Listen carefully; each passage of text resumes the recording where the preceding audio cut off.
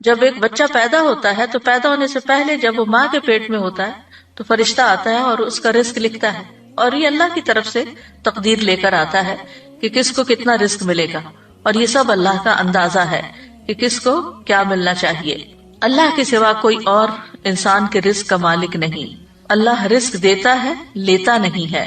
سورۃ طٰہٰ میں اللہ تعالیٰ فرماتے ہیں وَأْمُرْ أَهْلَكَ بِالصَّلَاةِ وَاصْطَبِرْ عَلَيْهَا لَا نَسْأَلُكَ رِزْقًا نَحْنُ نَرْزُقُكَ وَالْعَاقِبَةُ لِلتَّقْوَىٰ، اور اپنے گھر والوں کو نماز کا حکم دو اور اس پر خوب پابند رہو، ہم تم سے کسی رزق کا مطالبہ نہیں کرتے، ہم ہی آپ کو رزق دیتے ہیں اور اچھا انجام تقویٰ کا ہے۔ لیکن آپ دیکھیے کہ اس کے برعکس ہم اپنے گھر والوں کو کس چیز کا یا بچوں کو کس چیز کا حکم دیتے رہتے ہیں، وہ نماز پڑھیں یا نہ پڑھیں، نماز کی پابندی کریں یا نہ کریں، اس کا اتنا غم نہیں ہوتا جتنا اس بات کا غم کہ یہ کیا کما رہے ہیں، یہ کہاں سے کھائیں گے، یہ کیسے جئیں گے۔ ضرور اس کی فکر ہونی چاہیے۔ یہ نہیں کہا گیا کہ اسباب اختیار نہ کرو، اسباب اختیار کرنے چاہیے، لیکن اللہ سبحانہ وتعالیٰ فرماتے ہیں کہ ہم آپ سے رزق نہیں مانگتے، رزق تو اللہ کے ہاتھ میں ہے۔ ان اللہ هو الرزاق ذو القوة المتین، اور اگر وہ اپنا رزق روک لے تو کوئی دے نہیں سکتا۔ امن ھذا الذی یرزقکم ان امسک رزقہ بل لجوا فی عتو ونفور، یا وہ کون ہے جو تمہیں رزق دے اگر وہ اپنا رزق روک لے، بلکہ وہ سرکشی اور بدکنے پر اڑے ہوئے ہیں۔ تو جب انسان کو یہ یقین ہو جاتا ہے کہ رازق اللہ ہے تو پھر انسان رزق کی تنگی میں اسی کی طرف رجوع کرتا ہے، ورنہ وہ انسانوں کو یہ سمجھتا ہے کہ یہ میرے رازق ہیں تو پھر وہ ان کی چاکری پہ لگ جاتا ہے اور ان کی خوشامد پہ لگ جاتا ہے کہ شاید یہی جاب دیں گے تو جاب ہوگی، یا یہ تعاون کریں گے تو ہی رزق ملے گا، جبکہ رزق جو ہے وہ اللہ کے ذمہ ہے۔ اللہ تعالیٰ فرماتے قل ارأیتم ان اصبح ماؤکم غورا فمن یأتیکم بماء معین، کہہ دو کیا تم نے دیکھا اگر تمہارا پانی گہرا چلا جائے تو کون ہے جو تمہیں بہتا ہوا پانی لا کر دے۔ یعنی رزق کے جتنے بھی سورسز ہیں وہ اللہ کے ہاتھ میں ہیں، اور بندوں کی ضرورت کے مطابق ان کو نکالتا رہتا ہے، اور پھر جس کو جیسا چاہتا ہے، جتنا چاہتا ہے رزق دیتا ہے، جس کو چاہتا ہے وافر دیتا ہے، جس پہ چاہتا ہے تنگ کر دیتا ہے۔ سورۃ ذاریات میں آتا ہے ان اللہ هو الرزاق ذو القوة المتین، بے شک اللہ ہی بے حد رزق دینے والا، طاقت والا، نہایت مضبوط ہے، اور رزق کے معاملے میں کوئی بھی اللہ کو عاجز کرنے والا نہیں۔ یعنی اگر اللہ تعالیٰ دینا چاہے کسی کو تو کوئی روک نہیں سکتا، اور اگر وہ روک دے تو کوئی دے نہیں سکتا۔ قرآن مجید میں آتا ہے ان ھذا لرزقنا ما لہ من نفاد، بلا شبہ یقیناً یہ ہمارا رزق ہے جس کے لیے کسی صورت ختم ہونا نہیں ہے۔ دنیا میں بھی جب تک مخلوقات زندہ ہے رزق آتا رہے گا، اور جنت میں جانے کے بعد تو جنت کا رزق کبھی ختم ہوگا ہی نہیں۔ رزق کے معاملے میں یہ بھی یاد رہے کہ اللہ سبحانہ وتعالیٰ اپنے نافرمانوں کو بھی رزق دیتا ہے، یعنی اگرچہ تقویٰ سے اور توکل سے یعنی کہ رزق کی کنجیاں ہیں کئی ایک، لیکن جو نافرمانی کرتے ہیں دنیا کی اس محدود زندگی میں، چونکہ وہ اللہ کی مخلوق ہے، اللہ نے ان کو پیدا کیا ہے، تو اللہ تعالیٰ ان کو رزق بھی عطا کرتا ہے، ان کی نافرمانیوں کے باوجود بھی انہیں رزق دیتا ہے۔ شیطان بھی اللہ ہی سے رزق مانگتا ہے، حالانکہ وہ اللہ کا دشمن ہے، لیکن رسول اللہ صلی اللہ علیہ وسلم نے فرمایا کہ ابلیس نے کہا اے میرے رب تو نے اپنی ساری مخلوق کا رزق واضح کر دیا ہے، تو میرا رزق کہاں ہے؟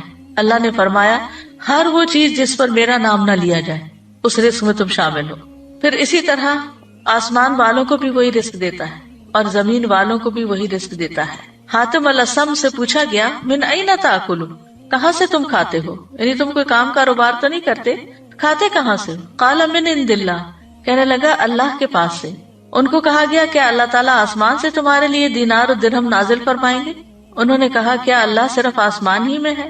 یہ زمین بھی اسی کی ہے اور یہ آسمان بھی اسی کا ہے، اگر وہ میرا رزق آسمان سے نہ دے گا تو زمین سے چلا کر میرے پاس لے آئے گا۔ ہم کہتے ہیں نا تمہارا آسمان سے اترے گا، بات یہ ہے کہ وہ زمین سے بھی لے آئے گا۔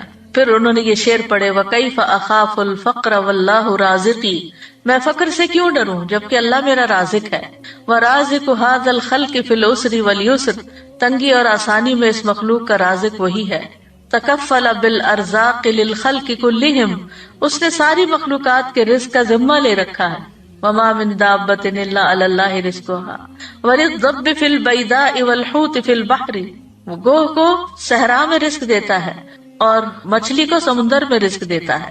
اور پھر ہم دیکھیں کہ ہر مخلوق کی رزق کی ضرورت مختلف ہے، انسانوں میں سے بھی مختلف علاقوں کے رہنے والے لوگ مختلف طرح کی چیزیں کھاتے ہیں. اسی طرح پانی میں رہنے والے جانوروں کا رزق اور طرح ہے، خشکی والوں کا اور طرح، پرندوں کا اور طرح ہے، جنگلی جانوروں کا اور طرح ہے. پھر لوگوں کے ہاں پسند ناپسند بھی ہے، پھر ان کی ٹیسٹ کا بھی فرق ہے، کوئی مرچیں کھاتا ہے کوئی نہیں کھاتا. تو اسی کے مطابق اللہ سبحانہ وتعالیٰ نے اتنی ورائٹی پیدا کر دی ہے. اور یہ اتنی ورائٹی پیدا کرنے کا یہ مطلب نہیں کہ ہم ہر چیز ہی کھائیں، یہ ہر چیز ہمارے لیے بنی ہے. ہر ایک کی ضرورت کے مطابق اللہ تعالیٰ نے تقسیم کر رکھا ہے. کچھ لوگ کچھ چیزوں کو بالکل بھی نہیں کھا سکتے. ہم کہتے ہیں الرجی ہے، ٹھیک ہے الرجی ہوتی ہے، لیکن اصل میں تو پیچھے اللہ ہی کا اذن ہوتا ہے. وہ جس کو چاہے دے اور جس سے چاہے روک دے، جس کو چاہے وہ چیز کھانے دے اور جس سے چاہے وہ نہ کھانے دے. اور پھر اللہ وہاں سے رزق دیتا ہے جہاں سے بندہ گمان بھی نہیں کر سکتا. وَيَرْزُقْهُ مِنْ حَيْثُ لَا يَحْتَسِبُ وَمَن يَتَوَكَّلْ عَلَى اللَّهِ فَهُوَ حَسْبُهُ إِنَّ اللَّهَ بَالِغُ أَمْرِهِ قَدْ جَعَلَ اللَّهُ لِكُلِّ شَيْءٍ قَدْرًا. اور اسے رزق دے گا جہاں سے وہ گمان نہیں کرتا، اور جو کوئی اللہ پر بھروسہ کرے تو وہ اسے کافی ہو جاتا ہے. بے شک اللہ اپنا کام پورا کر کے رہتا ہے. یقیناً اللہ نے ہر چیز کے لیے ایک اندازہ مقرر کیا ہے. اصل میں ہم جلد باز ہیں، ہم چاہتے ہیں کہ ہمارا کام وقت سے پہلے ہی ہو جائے. پھر مرنے کے بعد بھی اپنے بندوں کو وہی رزق دیتا ہے. خاص طور پر شہید جو ہیں ان کو مرنے کے بعد بھی رزق ملتا ہے. نبی صلی اللہ علیہ وسلم نے فرمایا جب تمہارے بھائی احد میں شہید کر دیے گئے تھے تو اللہ نے ان کی روحوں کو سبز رنگ کے پرندوں کے پیٹوں میں کر دیا جو جنت کی نہروں پہ آتے ہیں، وہاں کے پھل کھاتے ہیں، پھر سونے کی قندیلوں میں لوٹ جاتے ہیں جو عرش کے سائے میں لٹک رہی. یعنی ان کی روحوں کو اتنے اعلیٰ مقام پہ اللہ نے رکھا ہے. جب انہوں نے وہاں کے کھانے پینے اور آرام اور راحت کے مزے دیکھے تو کہا کون ہے جو ہمارا یہ پیغام ہمارے بھائیوں تک پہنچا دے کہ ہم جنت میں زندہ ہیں، ہمیں رزق دیا جاتا ہے، تاکہ وہ جہاد سے بے رغبت نہ ہو جائیں اور لڑائی میں بزدلی نہ دکھائیں. اللہ سبحانہ تعالیٰ نے فرمایا میں تمہارا یہ پیغام ان تک پہنچا دوں گا.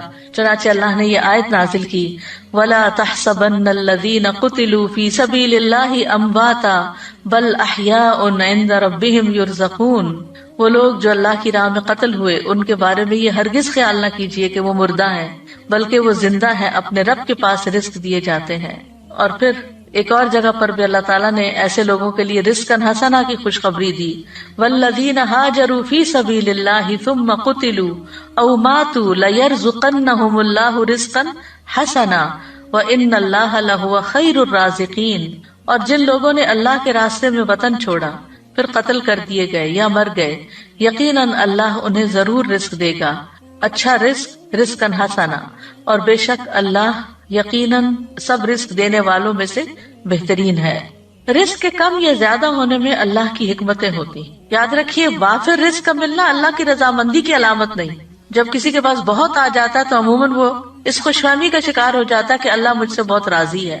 کبھی اللہ تعالیٰ گمراہ اور جاہل لوگوں کے رزق میں بہت اضافہ کر دیتا ہے، ان پر دنیا وسیع کر دیتا ہے، اور کبھی اہل ایمان پر رزق تنگ کر دیتا ہے. تو یہ نہیں سمجھا جانا چاہیے کہ جو کچھ ہمیں ملا ہے یہ زیادہ ملا ہے، یہ اللہ کی محبت یا چنے ہوئے ہونے کی دلیل ہے. اللہ دنیا اس کو بھی دیتا ہے جس سے وہ محبت کرتا ہے، اور اس کو بھی دیتا ہے جس سے وہ محبت نہیں کرتا، مگر ایمان صرف اس کو عطا کرتا ہے جس سے وہ محبت کرتا ہے. رزق کا گھٹنا بڑھنا جو ہے یہ اللہ کی طرف سے ایک امتحان ہے. جیسے اور بہت سی چیزوں میں امتحان ہے تو رزق کے معاملے میں بھی ایک امتحان ہے. فَأَمَّا الْإِنسَانُ إِذَا مَا ابْتَلَاهُ رَبُّهُ فَأَكْرَمَهُ وَنَعَّمَهُ فَيَقُولُ رَبِّي أَكْرَمَنِ وَأَمَّا إِذَا مَا ابْتَلَاهُ فَقَدَرَ عَلَيْهِ رِزْقَهُ فَيَقُولُ رَبِّي أَهَانَنِ. بس لیکن انسان جب اس کا رب اسے آزمائے پھر اسے عزت بخشے اور اسے نعمت دے تو کہتا ہے میرے رب نے مجھے عزت بخشی. لیکن جب وہ اسے آزمائے پھر اس پر اس کا رزق تنگ کر دے تو کہتا ہے میرے رب نے مجھے ذلیل کر دیا. تو اللہ سبحانہ تعالیٰ کے اس فرمان سے بالکل واضح ہو رہا ہے کہ یہ رزق کا دیا جانا اور رزق کا لیا جانا دونوں ہی امتحان ہے. پھر یہ ہے کہ کبھی رزق کی کمی خیر کا باعث بھی ہوتی ہے اور کبھی وافر رزق خیر کا باعث ہوتا ہے، کیونکہ رزق کا وافر ہونا بہرحال آزمائش تو ہے، لیکن نیک انسان کے لیے اچھا مال خوش قسمتی کی علامت ہے، کیونکہ وہ اسے اچھے کاموں میں صرف کرتا ہے اور اس سے اس کے درجات اور بلند ہوتے ہیں. مومن ایسا نہیں ہوتا کہ جب اس کو زیادہ مال ملے تو وہ صرف اپنا معیار زندگی بڑھانے کی فکر کرے، بلکہ وہ ضرورت کے بعد دوسروں کا خیال رکھتا ہے. بعض اوقات رزق کا وافر ہونا سرکشی کا باعث بھی بن جاتا ہے، اس لیے اللہ سبحانہ تعالیٰ ایک حد کے اندر ہی سب کو رزق دیتا ہے. وَلَوْ بَسَطَ اللَّهُ الرِّزْقَ لِعِبَادِهِ لَبَغَوْا فِي الْأَرْضِ وَلَكِنْ يُنَزِّلُ بِقَدَرٍ مَا يَشَاءُ إِنَّهُ بِعِبَادِهِ خَبِيرٌ بَصِيرٌ۔ اور اگر اللہ اپنے بندوں کے لیے رزق فراخ کر دیتا تو یقیناً وہ زمین میں سرکش ہو جاتے، لیکن وہ ایک اندازے کے ساتھ اتارتا ہے جتنا وہ چاہتا ہے،